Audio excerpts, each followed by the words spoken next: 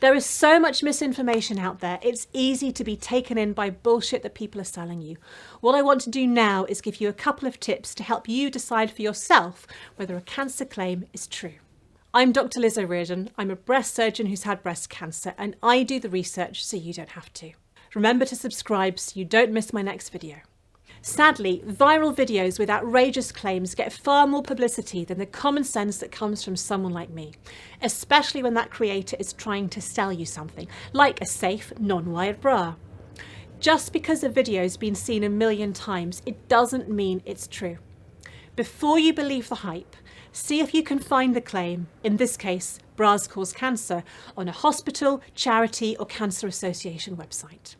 I searched Google to see if anyone else said bras cause cancer, and every single breast cancer website from America to Australia said it was false. Try it for yourself and see what you find.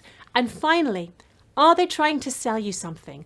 This is a huge giveaway. By scaring you into believing your old bras are killing you, you'll be triggered to throw them away and buy their new, safe, expensive product.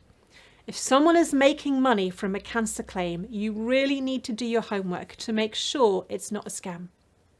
If you've got a breast cancer myth that you want me to fact check, let me know in the comments.